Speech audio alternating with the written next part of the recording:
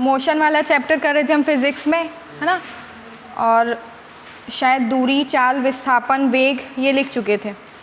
त्वरण आपने हेडिंग डाला होगा एक्सेलरेशन, है ना, उसमें थोड़ा सा लिख लीजिए, फिर कुछ अपन को गति के समीकरण वाले क्वेश्चन करना है।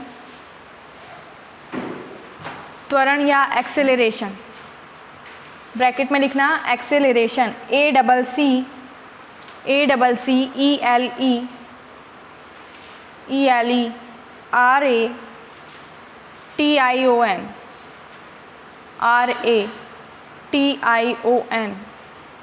त्वरण हेडिंग डालना है, साइड हेडिंग त्वरण एक्सेलरेशन, उसमें लिखना है यदि किसी वस्तु का वेग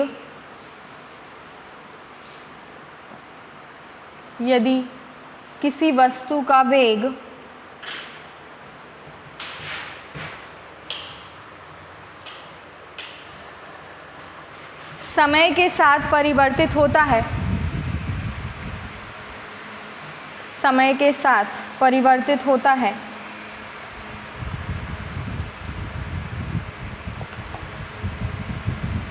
तो उस वस्तु के वेग परिवर्तन की दर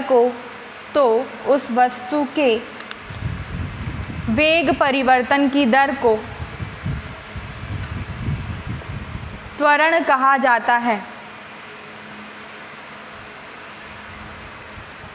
तो उस वस्तु के वेग परिवर्तन की दर को त्वरण कहा जाता है।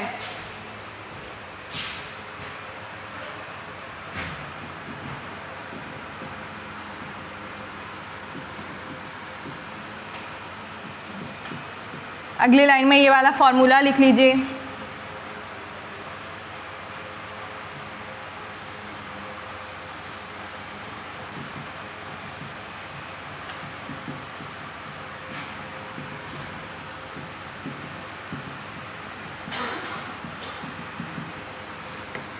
सही लिखा है मैंने? सही लिखा है? Rate of change of velocity, है ना। कैसे निकालेंगे? जो बाद वाला वेग होगा, परिवर्तन कैसे निकालेंगे? जो लास्ट वाला वेग होगा, मतलब आपका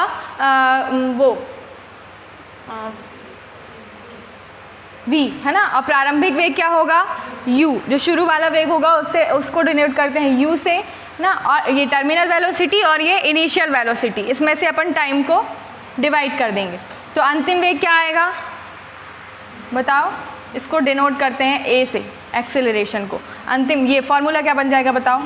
v minus u upon t। आप इसको लिख लीजिए, और यहाँ कुछ पूछना है तो पूछो। इतना क्लियर है? ये तो कई बार बता चुकी हूँ।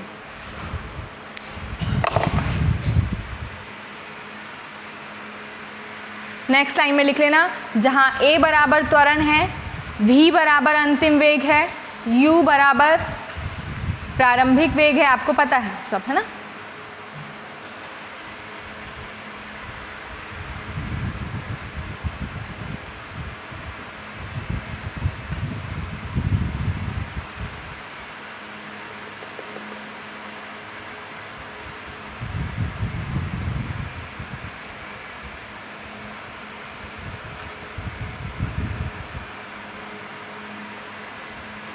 हो गया? अगली लाइन में लिखना, बताओ त्वरण सदिश होगा आदिश होगा? दिशा की ज़रूरत होगी या नहीं होगी? होगी ना, है ना। तो लिखो त्वरण एक सदिश राशि है। त्वरण एक सदिश राशि है, वेक्टर।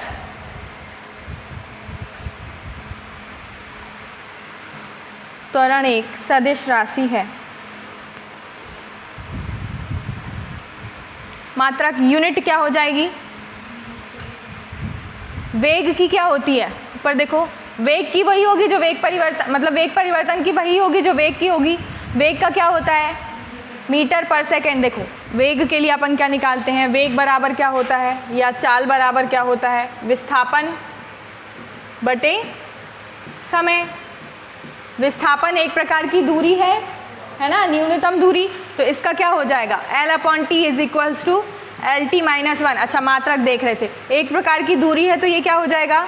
मीटर बटे सेकेंड। तो इसका मात्रक क्या आ जाएगा? मीटर पर सेकेंड। ये हो गया वेग के लिए। अब अपन यहाँ मान रख देते हैं त्वरण का मात्रक। तो त्वरण बराबर क्या हो जाएगा, वेग का क्या है मीटर पर सेकेंड और बटे फिर से समय का क्या सेकेंड, है ना। तो त्वरण का मात्रक क्या हो जाएगा, मीटर पर सेकेंड स्क्वायर। ठीक है, तो मात्रक लिख लीजिए मीटर पर सेकेंड स्क्वायर। ये वाला समझ में आया नहीं आया, जो पुरानी क्लास में थे। अभी आज वालों को तो नहीं आएगा, थोड़ा सा टाइम लगेगा उनको, क्योंकि ये बीच का पढ़ा रही हूँ मैं, है ना। डेमो वाले थोड़ा सा सेट होने में 1-2 दिन लगेंगे, है ना, क्योंकि आप बीच से आए हो तो ये थोड़ा सा पुराना चल रहा है। ये है, ये लिखना है मात्रा। विमा क्या हो जाएगी, डायमेंशन। वेग के लिए LT-1 है और समय के लिए अपॉन फिर से T कर देते, तो ये क्या हो जाएगा LT-2। तो डायमेंशन लिख लेना LT-2, लेकिन किस में, ब्रैकेट में क्लोज करोगे इसको, डायमेंशन या विमा LT-2।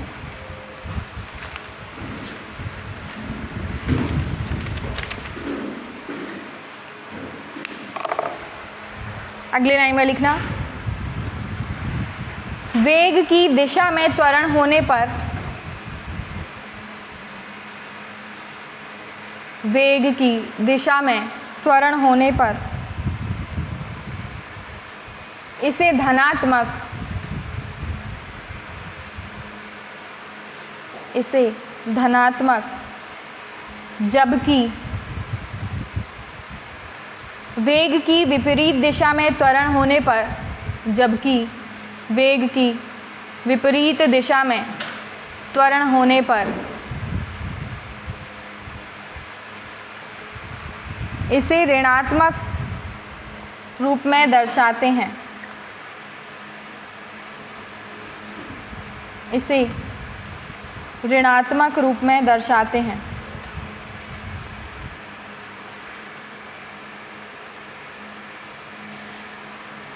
अगली लाइन में लिखना,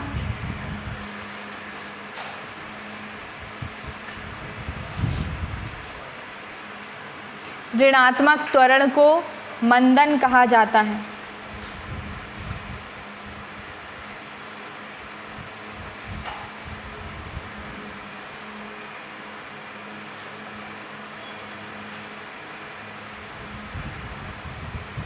ऋणात्मक त्वरण को मंदन कहा जाता है।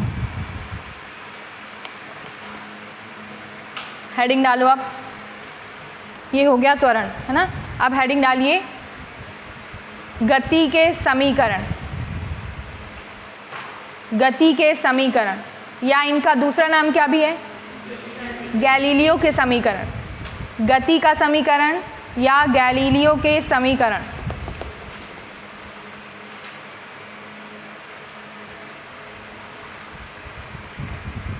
लिखिएगा, यदि कोई वस्तु, यदि कोई वस्तु एक नियत त्वरण से, एक नियत कांस्टेंट त्वरण से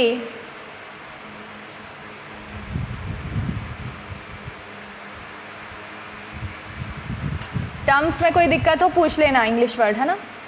एक सरल रेखा में गति कर रही हो, यदि कोई वस्तु एक नियत त्वरण से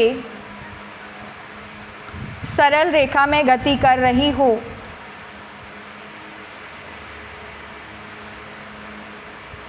तो इसकी गति को विभिन्न समीकरणों द्वारा व्यक्त किया जाता है। देखो वो वाले 12 तो आप लिख चुके हैं ना उसमें फॉर्मेटिंग में, तो फिर से लिखाने की ज़रूरत है क्या, वो 3 बस लिख लीजिए जो आपके मेन है।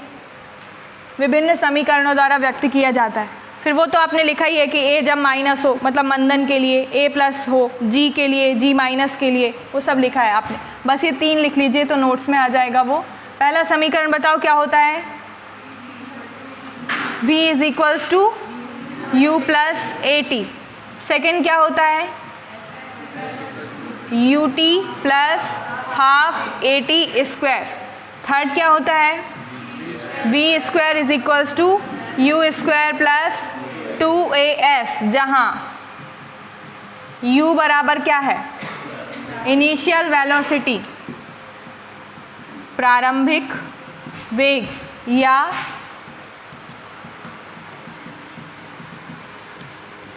v बराबर क्या है, अंतिम वेग या टर्मिनल वेलोसिटी। s बराबर क्या है, दूरी या विस्थापन, डिस्प्लेसमेंट भी किसी क्वेश्चन में है ना, और किसी में डिस्टेंस, क्योंकि न्यूनतम दूरी को ही क्या कहते हैं, विस्थापन। t इज इक्वल्स टू क्या है, समय, और क्या बचा, a इज इक्वल्स टू क्या है, त्वरण या एक्सेलरेशन। और कुछ बचा नहीं बचा, ये आप इतना नोट डाउन कर लीजिए। लिख चुके हो लेकिन वो नोट्स प्रॉपर हो जाएं इसलिए लिख लीजिए।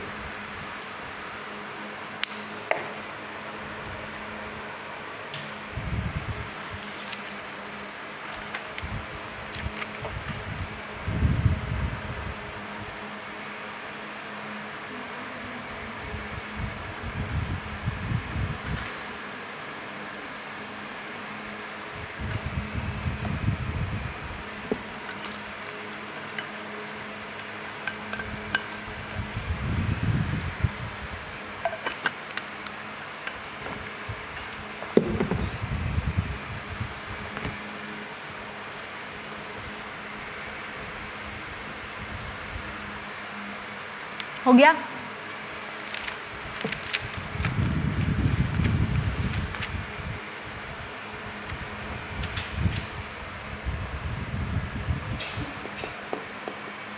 हो गया ना।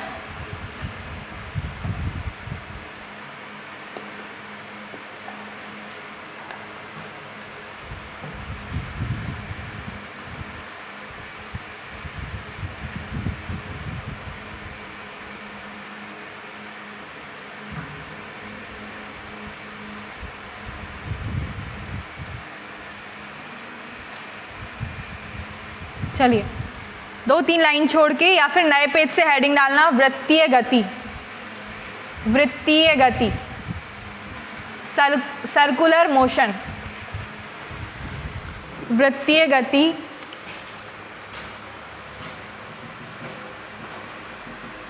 या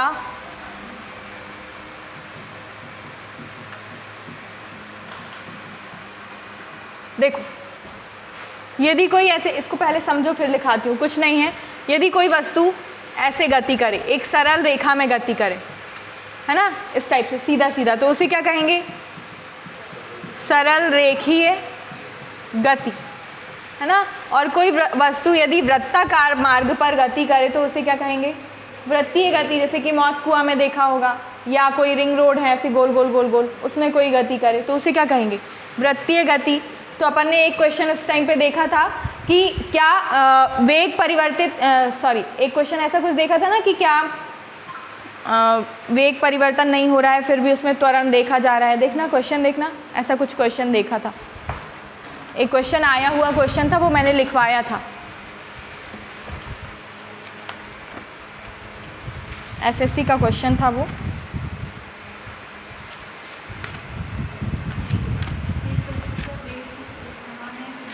हाँ, एक वस्तु का वेग एक समान है लेकिन फिर भी उस पर त्वरण देखा जा रहा है, क्या यह संभव है, ऐसा क्वेश्चन देखा था। तो हाँ, है ना, जब वो वस्तु किस मार्ग पर गति करे, क्योंकि जब भी वो टर्न होगा उसका वेग बढ़ेगा घटेगा ही, है ना, चाहे वो चाहे ना चाहे, वेग परिवर्तन होगा ही। जैसे क्योंकि यहाँ से यहाँ की ओर बढ़ा तो उसने दिशा बदली, तो जब जब वो दिशा बदलेगा तब तब उसका वेग भी परिवर्तित होगा, भले ही वो एक समान वेग से फिर चालू कर दे, है ना, लेकिन जब भी उसकी दिशा बदलेगी तो इसमें कैसी दिशा में, या तो इस दिशा में गति करे,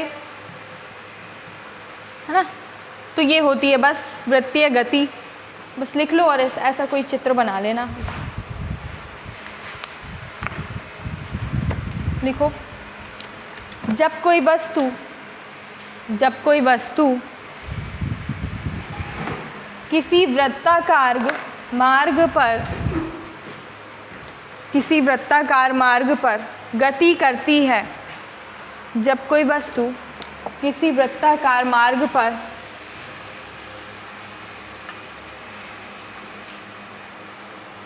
गति करती है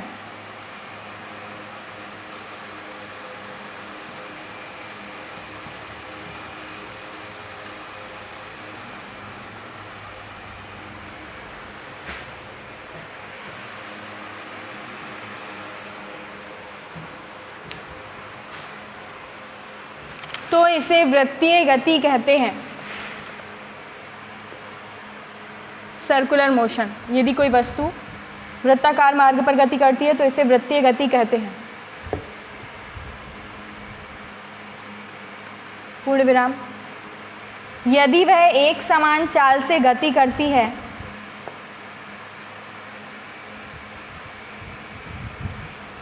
यदि वह एक समान चाल से गति करती है तो उसकी गति को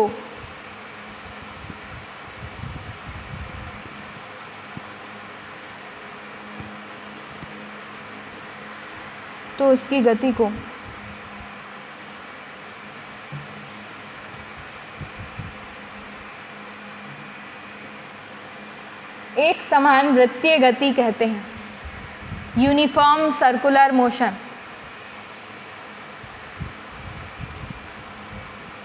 यदि वह एक समान चाल से गति करती है तो उसकी गति को एक समान वृत्तीय गति कहते हैं।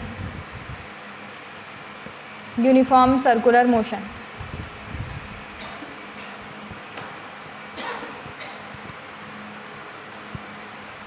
एक समान वृत्तीय गति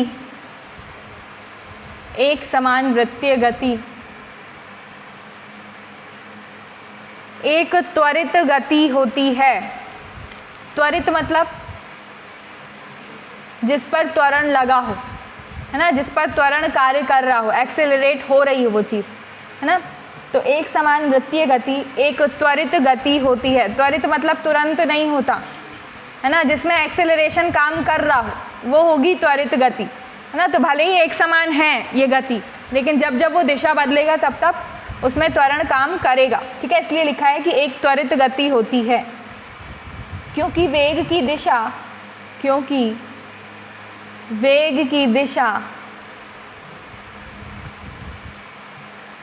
प्रत्येक बिंदु पर बदल जाती है।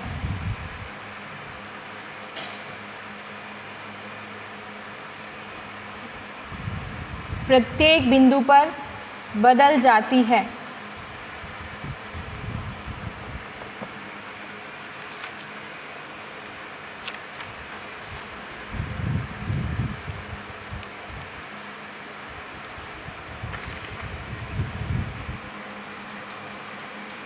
चूँकि अच्छा बताओ, ये जो त्वरण लगेगा जब भी आप दिशा बदलेंगे, है ना, तो यहाँ से यहाँ गए तो आपको केंद्र की ओर खिंचाव महसूस होगा या बाहर की ओर? आपने कभी वो घोड़ा बादाम खेला होगा ना, जब अपन घूमते हैं वो सर्कल में, तो कहाँ पे अपना खिंचाव महसूस होता है, अंदर की ओर या बाहर की ओर? अंदर। ऐसा लगता है कि बाहर जा रहा है। मौत कुआं या कभी गोल गोल ऐसे नहीं घूमे? अच्छा, जो चेयर रेस करी होगी भाई, ऐसे झुक जाते हैं ना दौड़ते दौड़ते, यदि बहुत स्पीड में होते हैं तो अपने आप वो जो गोला बनता है ना, सारे बच्चे ऐसे झुके हुए। खैर मैं अपनी बात नहीं कर रही हूँ, मैं आप लोगों की बात कर रही हूँ, आप लोगों ने दौड़ा होगा, ठीक है। तो यहाँ पे ऐसे झुके हुए दिखते हैं ना, तो किस ओर लग रहा है त्वरण? हमेशा केंद्र की ओर। और चूंकि केंद्र की ओर लगता है इसलिए इस त्वरण को किस गति में लग रहा है? एक तो वृत्तीय गति में, ठीक है, और किस ओर लग रहा है? केंद्र की ओर। तो चूंकि केंद्र की ओर लगता है इसलिए इसे कहते हैं अभिकेंद्रीय त्वरण। नॉर्मल त्वरण ना कह के क्या कह देते हैं? अभिकेंद्रीय त्वरण, सेंट्रीपेटल एक्सेलरेशन, ठीक है। और यदि बाहर की ओर लगता तो उसे कहते हैं अपकेंद्रीय। अब इसका भी एग्जाम्पल मैं बताती हूँ, आगे पढ़ेंगे अपकेंद्रीय, है ना। जैसे कि आपने कभी मथनी चलाई है दाल वाल में, या दही, है ना, या मही के लिए किया होगा, ऐसा कुछ किया है पानी से? मान लो नहीं किया, लेकिन जब अपन ऐसे करते हैं ना तो बाहर की ओर लगता है ना, वो जो फोर्स लगता है वो बाहर की ओर लगता है। तो बाहर की ओर लगे तो अपकेंद्रीय, दूर जा रहा है, और अंदर की ओर लगे तो अभिकेंद्रीय। इसको कहते हैं सेंट्रीफ्यूगल और इसको बोलते हैं सेंट्रीपेटल। ठीक है, अभी हम सिर्फ सेंट्रीपेटल की बात कर रहे हैं, क्योंकि ये वृत्तीय गति में कोई घूमेगा तो जो खिंचाव महसूस होगा वो केंद्र की ओर लगेगा, इसलिए इसे नॉर्मल त्वरण ना कह के अभिकेंद्रीय त्वरण कह देते हैं। ठीक है, ये पूछेगा कि वृत्तीय गति में कौन सा त्वरण कार्य करता है, एक समान त्वरण है ना, या अभिकेंद्रीय त्वरण, अपकेंद्रीय त्वरण, या इनमें से कोई नहीं। ऐसे क्वेश्चन पूछा है। देखो, एक आपने ऊपर लाइन लिखा होगा, एक समान वृत्तीय गति एक त्वरित गति होती है। सिर्फ ये वाली लाइन से क्वेश्चन बना है आपका कि किसी वस्तु का वेग एक समान है और उस पर त्वरण देखा जा रहा है। ये इसी से क्वेश्चन निकल के आया है ना। त्वरित मतलब जिस पर त्वरण हो। ठीक है, तो लिखो, चूंकि इस त्वरण की दिशा हमेशा केंद्र की ओर होती है, अतः इसे अभिकेंद्रीय त्वरण कहते हैं।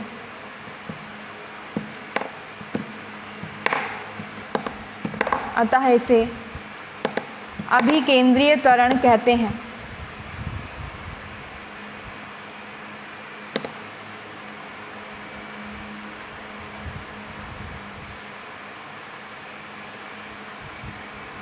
एक समान सरल रेखीय गति में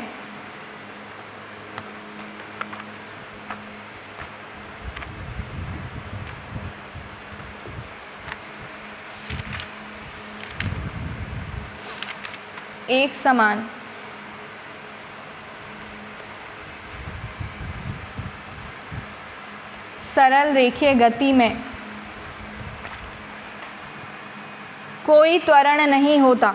अगर सीधा सीधा चले और उसका वेग समान हो तो क्या त्वरण होगा?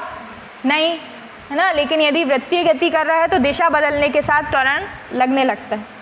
तो एक समान सरल रेखीय गति में कोई त्वरण नहीं होता, जबकि एक समान वृत्तीय गति में सदैव एक त्वरण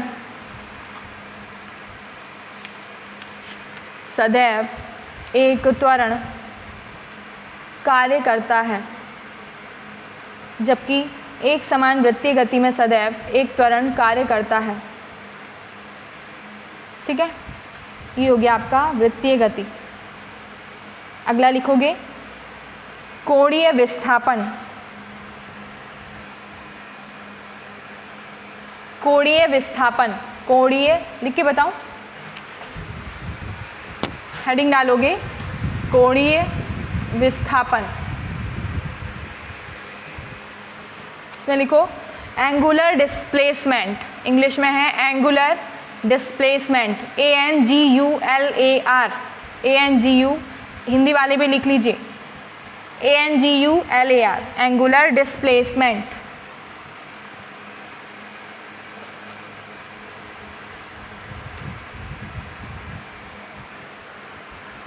अच्छा, चलो पहले इसको समझ लो फिर लिखवाऊंगी इसको। हमारी पृथ्वी लगभग किस शेप की है? लगभग गोलाकार ही है ना। थोड़ी सी चपटी है, लेकिन उसको गोल, ऐसा तो नहीं है कि उसको गोल नहीं कहेंगे। तो अपन पृथ्वी को ही कंसीडर कर लेते हैं। मान लो ये हमारी अर्थ है,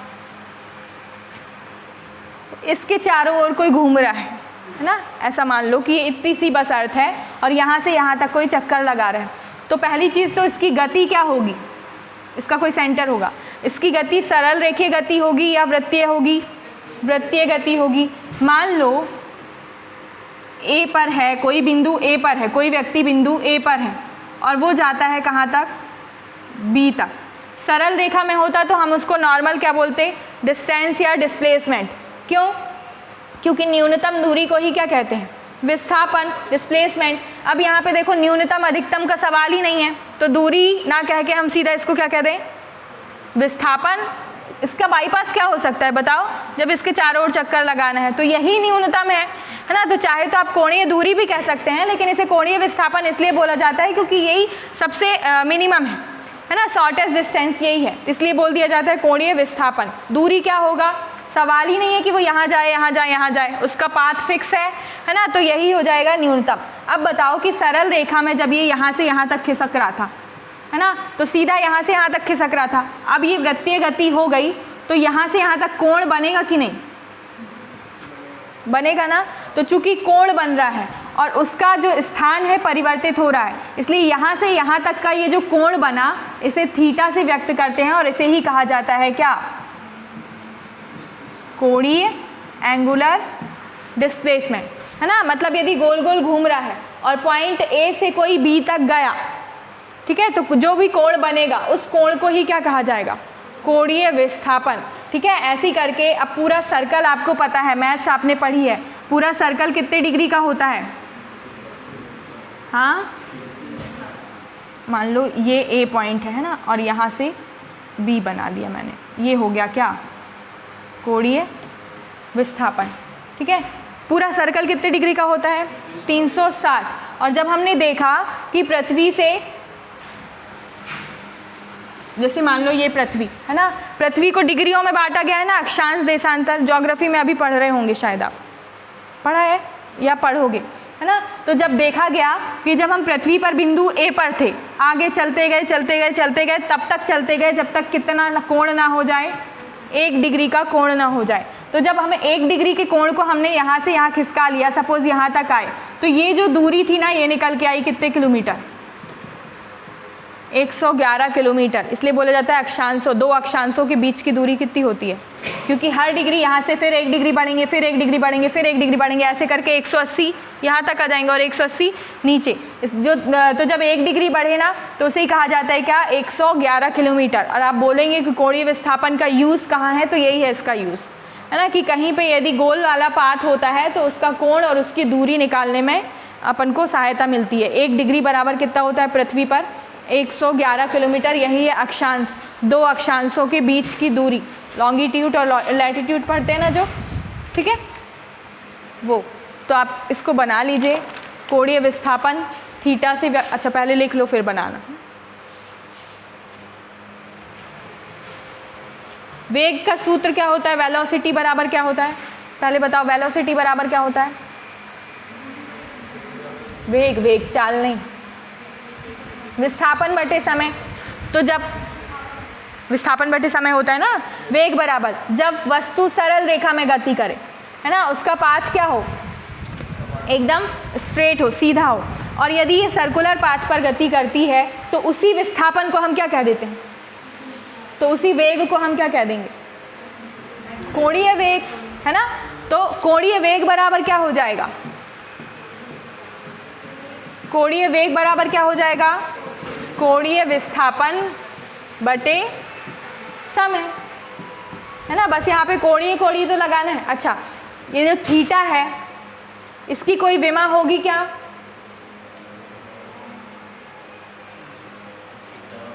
कोण का मात्रक क्या होता है, रेडियन, स्टेरेडियन नहीं पढ़ा आपने, है ना।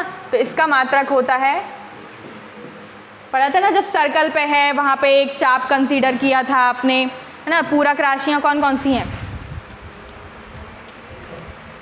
एक ठोस कोण, एक समकोण, है ना, समतल पर कोण, तो यही तो है समतल पर कोण। इसका मात्रक क्या होगा, कोणीय विस्थापन का रेडियन, और इसकी विमा नहीं होती है, ठीक है। और यहाँ पे कोणीय वेग, बताओ कोणीय विस्थापन समझ में आया कि नहीं।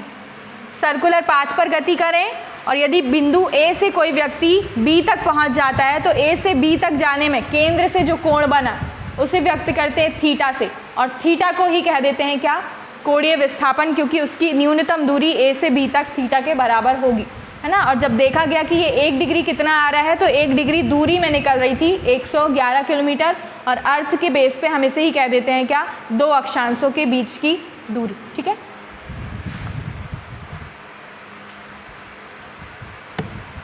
है ना, अक्षांशों की संख्या कितनी होती है, 90 ऊपर और 90 नीचे, 180 होती है। देशांतर की संख्या होती है 360, है ना। 90 ऐसे ऐसे ऐसे बनते हैं अक्षांश, इस टाइप से, है ना, आड़ी रेखाएं अक्षांश और खड़ी रेखाएं देशांतर, ठीक है। लिखो कोणीय विस्थापन, एंगुलर डिस्प्लेसमेंट, वृत्तीय गति के अधीन, वृत्तीय गति के अधीन कोई वस्तु अपनी प्रारंभिक स्थिति के सापेक्ष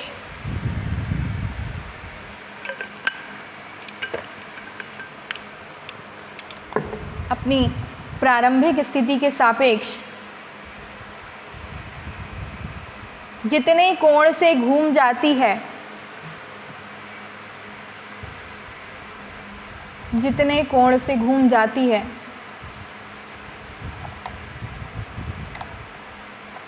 उसे कोणीय विस्थापन कहा जाता है।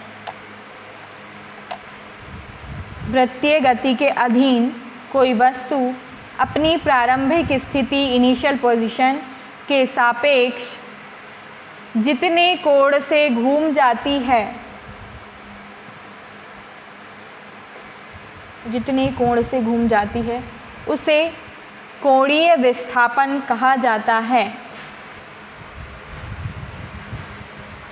उसे कोणीय विस्थापन कहा जाता है। बना लीजिए,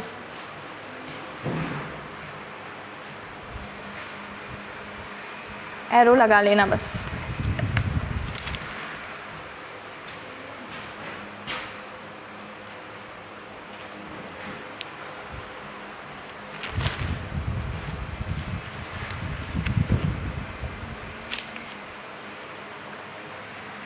ये बताओ अदिश होगा सदिश होगा?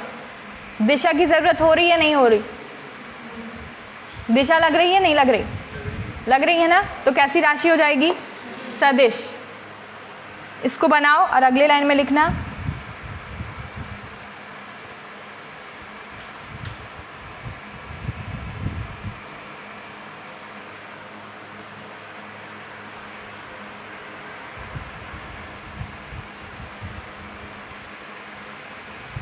इसे कोणीय विस्थापन को थीटा से व्यक्त किया जाता है।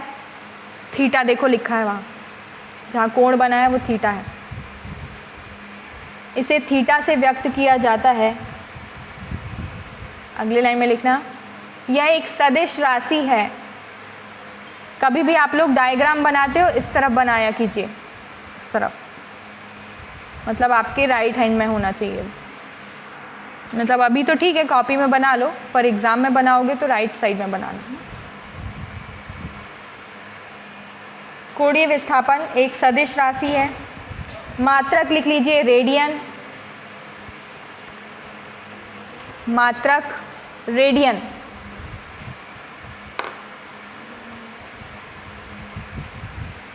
विमा लिखिए, विमा या डायमेंशन। होता है क्या डायमेंशन? नहीं, डायमेंशन लेस। बस हेडिंग डाल लो आप।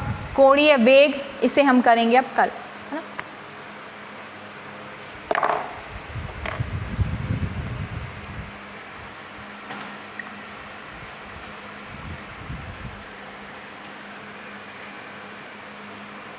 आ जाइए आपके क्वेश्चन प्रैक्टिस पे।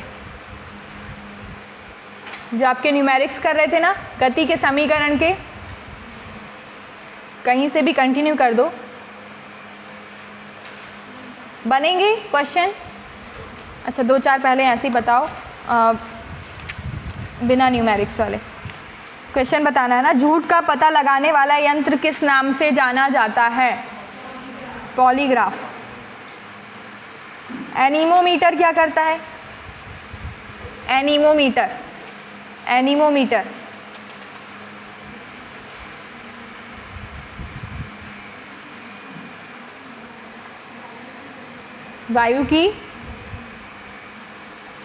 वायु का वेग नापता है, हाँ गति।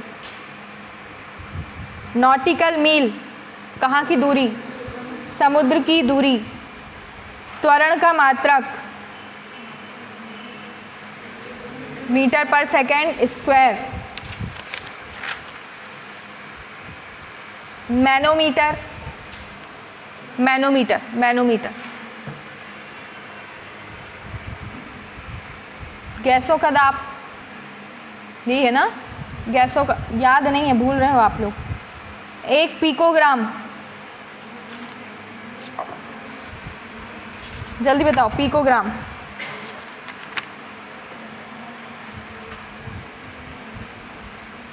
ऑप्शन सुनना है। 10 की पावर -6 ग्राम, 10 की पावर -9 ग्राम, 10 की पावर -15 ग्राम और 10 की पावर -12 ग्राम। -12 है ना, ये हो जाएगा पिकोग्राम। एक हॉर्स पावर में कितने वॉट होते हैं? 746, ठीक है, 746। दूध के घनत्व को किसके द्वारा मापा जाता है? लेक्टोमीटर। प्रकाश वर्ष किसकी इकाई है? दूरी की। एक्सरे की खोज किसने की थी? एक्सरे, ऑप्शन ले लो, बैकुरल, रॉयंटजन, मैरी क्यूरी, वॉन लू। बैकेरल, रॉयंटजन, वॉन लू और मैरी क्यूरी बताया हुआ है मैंने, अब आपने नोट किया हो या ना किया हो। रॉयंटजन,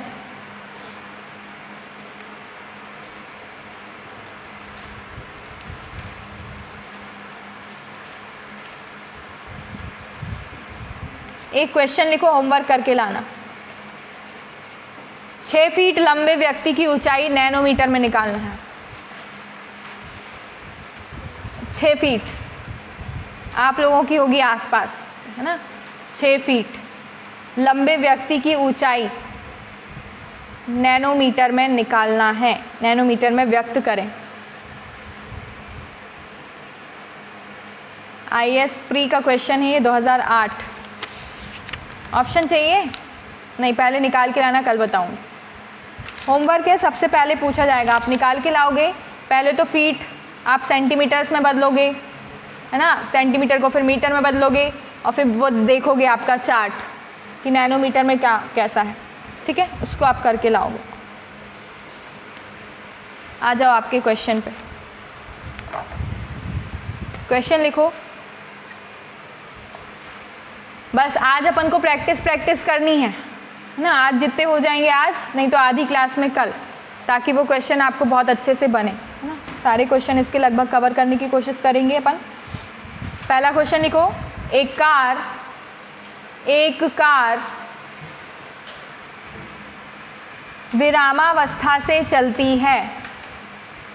एक कार विरामावस्था से चलती है।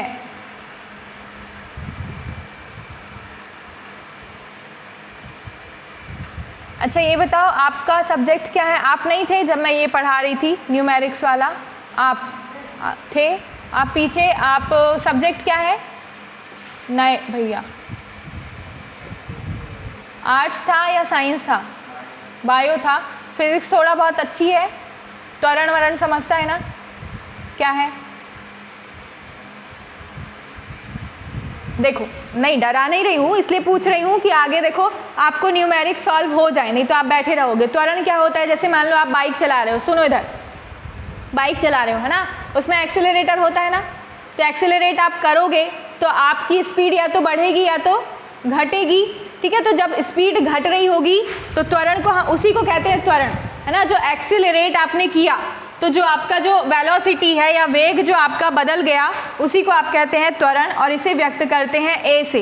यदि आपने स्पीड बढ़ाई, है ना, तो उसे व्यक्त करेंगे किससे? ए से। और यदि वो स्पीड आपकी घट गई तो वो क्या हो जाएगी?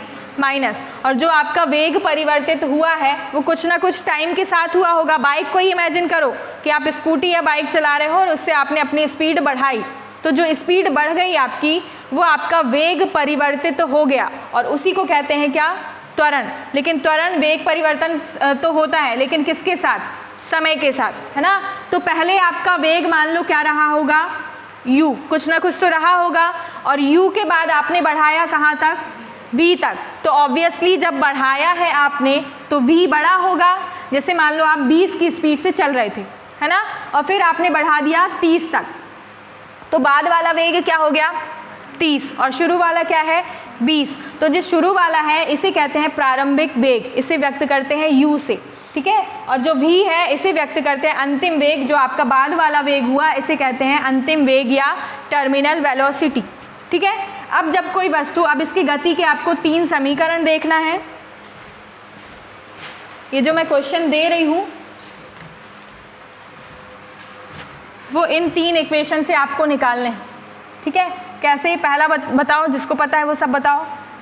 v is equals to u plus AT। Second,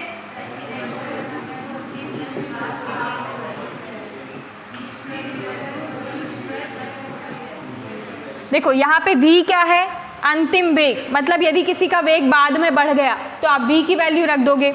शुरू में नहीं है, मान लो शुरू में आपने कोई वेग नहीं दिया था, जैसे आपने बोला विरामावस्था से चलती है, तो यदि कोई चीज़ रुकी है ना, या रुकने का इशारा करे तो u बराबर 0 हो जाएगा, क्योंकि आप चल नहीं रहे थे तो आपकी वेलोसिटी 0।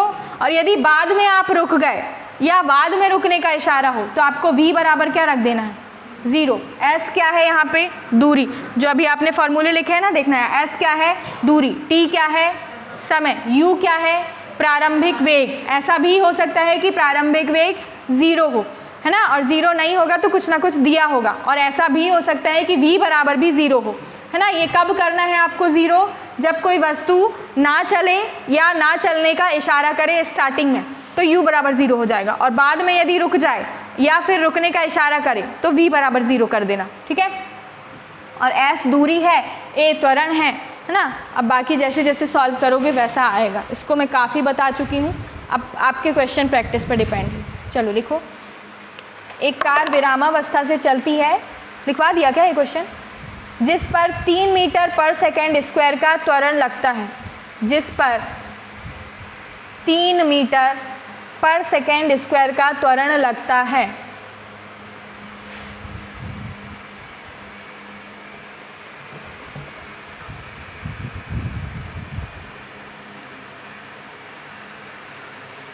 बारह सेकेंड बाद कितनी दूरी पर होगी? 12 सेकेंड बाद यह कितनी दूरी पर होगी?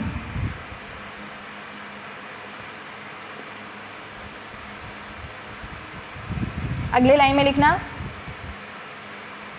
अंतिम वेग की भी गणना करें, अंतिम वेग की भी गणना करें।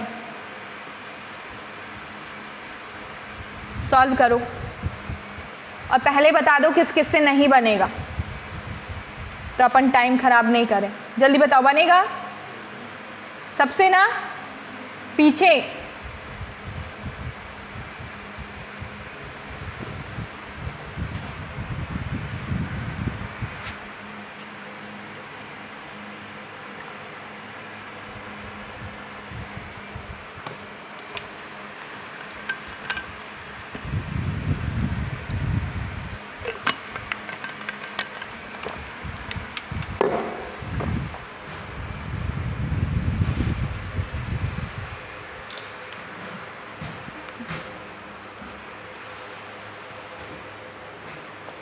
यहाँ मैं लिख दे रही, u क्या है? प्रारंभिक वेग। v क्या है? अंतिम वेग। s क्या है? दूरी या विस्थापन। t बराबर क्या है? समय है। और a बराबर क्या है? त्वरण है। आपको जो भी चीज़ निकालनी है फॉर्मूले के हिसाब से आप उसमें वैल्यू पुट करेंगे। आया क्या? 12 सेकेंड बाद कितनी दूरी पर रुकेगा? बताओ कितनी दूरी पर रुकेगा? 216। सबका आया 216? तुम्हारा कभी नहीं आता।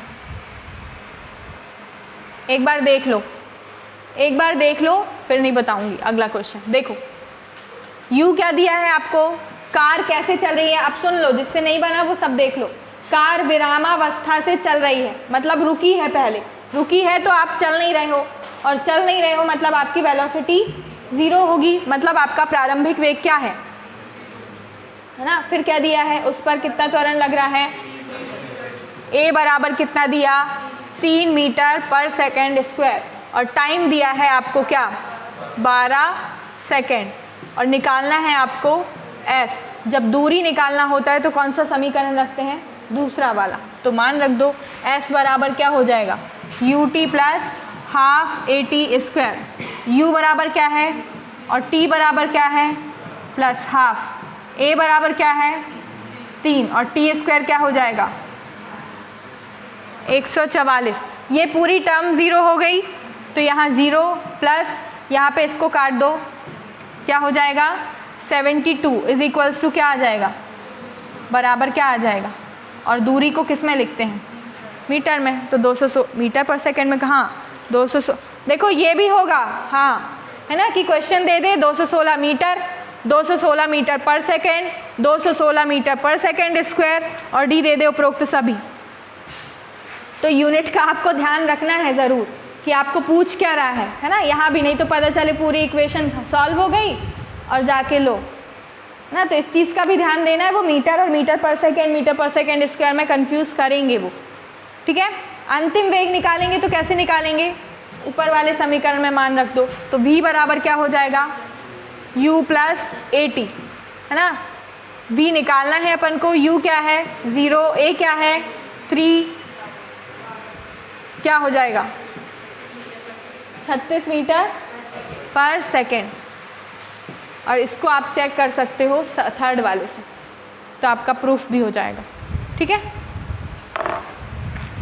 बनेगा ना? दूसरा क्वेश्चन करो। एक पिंड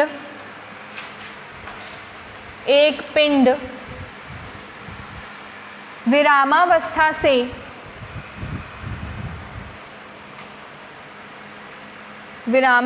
से 2 मीटर पर सेकेंड स्क्वायर के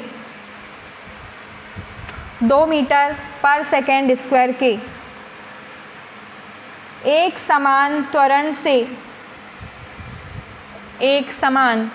से चलना शुरू करता है।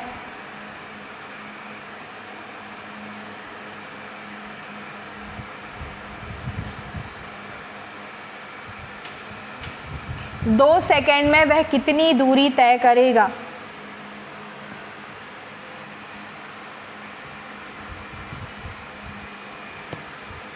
दो सेकेंड में वह कितनी दूरी तय करेगा?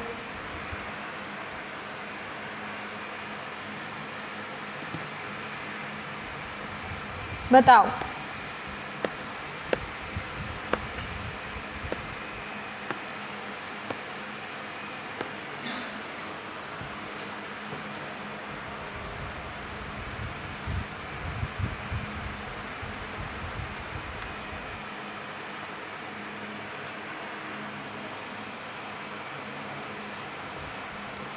सही किया है तो कॉन्फिडेंस होना चाहिए। कितना आया?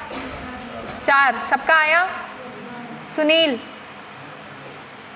करने तो दीजिए, उसमें टाइम नहीं लगना, वैसे ही बता दो। 1 सेकेंड में 2, 2 सेकेंड में 4। 4 आ गया ना? अगला करो। पीछे आ गया आप लोगों का? अक्षय आ गया? चलो। स्थिर अवस्था से शुरू होने के बाद जो नए हैं उसको 1-2 दिन लगेगा थोड़ा सा सेट होने में, है ना। स्थिर अवस्था से शुरू होने के बाद, ध्यान दीजिएगा शब्दों पर। स्थिर अवस्था से शुरू होने के बाद एक नाव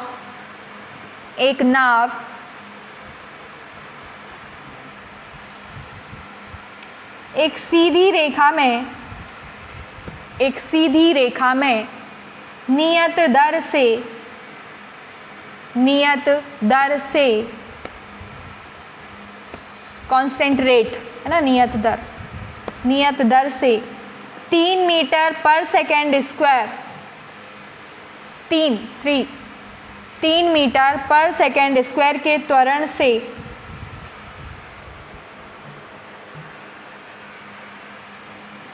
8 सेकेंड तक गति करती है। 8 सेकेंड तक गति करती है। इस समय के दौरान वह कितनी दूरी तय करेगी?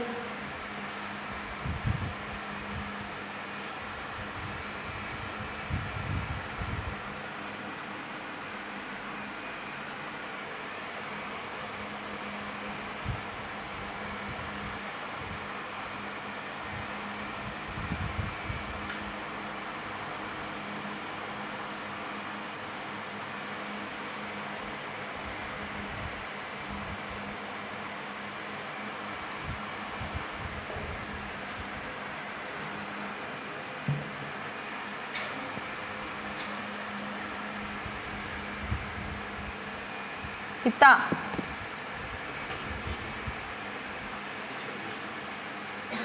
अच्छे से सॉल्व करो, अच्छे से सॉल्व करो, गलत किया होगा आपने कुछ।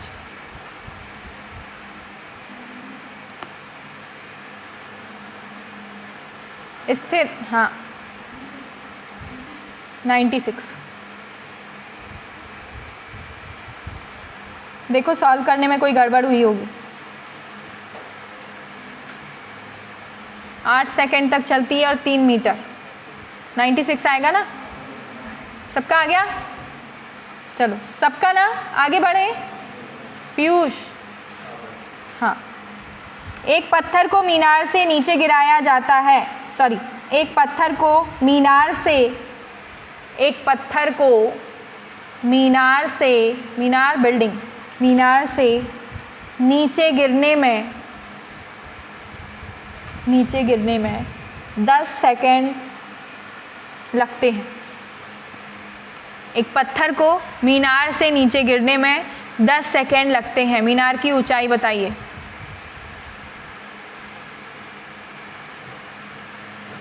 बताओ, ए बराबर कितना है? ए नहीं होगा, अब क्या होगा? वो जी होगा, है ना? और नीचे गिर रहा है और गिर गया, नीचे गिराना है ना आपको, तो गिर जाएगा। गिर जाएगा मतलब उसका अंतिम वेग क्या हो जाएगा नीचे गिरने पर? 0। तो आपको v बराबर क्या रख दोगे? 0। g बराबर, अरे g बराबर अपन 10 कंसीडर करते हैं ना, क्योंकि g की वैल्यू कितनी होती है? 9.8 मीटर पर सेकेंड किस ओर लगता है? पृथ्वी की ओर। तो जब नीचे आएगा तो ये प्लस में होगा, लेकिन ऊपर जाएगा तो माइनस में होगा। अभी नीचे आ रहा है तो प्लस में है। फॉर्मूला क्या हो जाएगा? v is equals to u plus g t, है ना? और आपको दिया है कि v क्या हो जाता है? नीचे गिराया जाता है, मतलब v क्या है? 0। अच्छा, आपको मीनार की ऊंचाई निकालना है। दूसरा क्या हो जाएगा? h बराबर you t plus half G T square, इससे निकलेगा। पहले इससे v निकालो,